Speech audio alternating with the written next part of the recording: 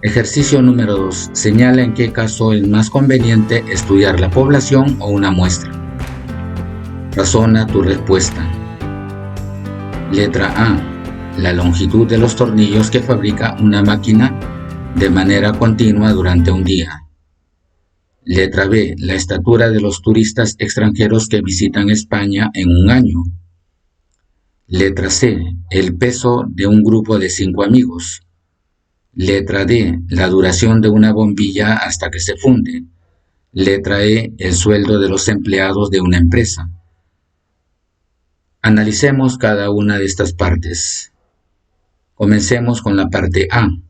Nos dicen la longitud de los tornillos que fabrica una máquina de manera continua durante un día. La tarea entonces de nosotros es medir la longitud de esos tornillos. Pero podríamos medir la longitud de todos esos tornillos. ¿Cuántos tornillos fabricaría una máquina en un día? Serían muchísimos y sería imposible medir la longitud de todos esos tornillos. Por lo tanto, solamente podremos medir la longitud de un grupo de esos tornillos, es decir, la longitud de una muestra de esos tornillos. A, muestra. Entonces aquí ponemos A, muestra. Es decir, la parte A corresponde a una muestra. No podemos seleccionar todo. No podemos utilizar todos los tornillos. Solo seleccionaremos una parte de ellos. Letra B. La estatura de los turistas extranjeros que visitan España en un año. También son demasiados, así que no podríamos hacer el estudio de la estatura de todos los turistas que llegan a España durante un año. Por lo tanto, tenemos que seleccionar solo un grupo de turistas, es decir, una muestra. B corresponde a muestra. B a muestra. Ya tenemos ahí dos respuestas. Pasamos a la siguiente. Nos dicen en la parte C el peso de un grupo de 5 amigos. En este caso, nuestra población es mucho más pequeña, solamente son 5 amigos. Por lo tanto, sí podemos determinar el peso de toda esta población, que está formada por 5 amigos. Por lo tanto, en el caso C, podremos estudiar toda la población, porque solamente son 5 amigos. C, población.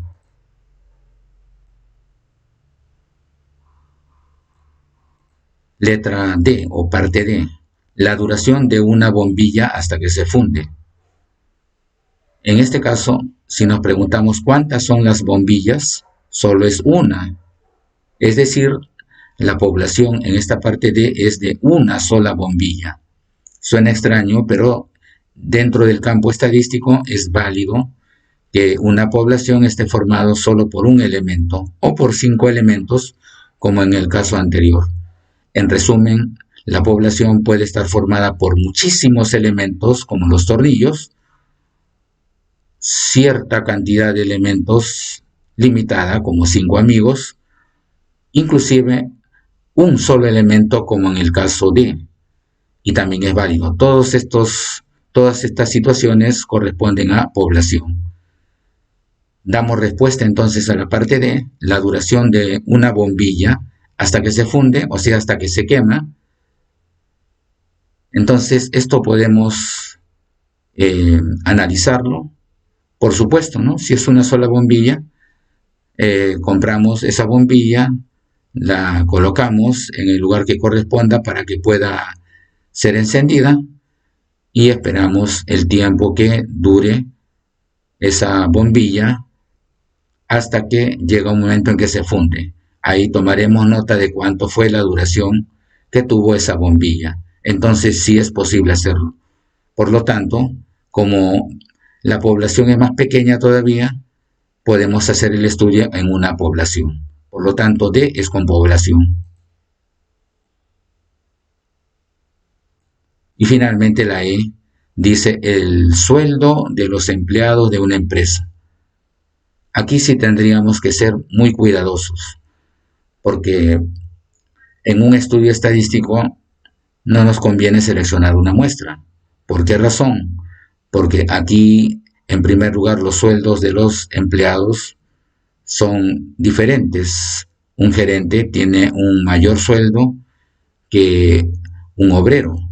Por otro lado, una empresa tiene que pagar el sueldo a todos los empleados, no solamente a algunos, tiene que pagarle a todos, está obligado a hacerlo.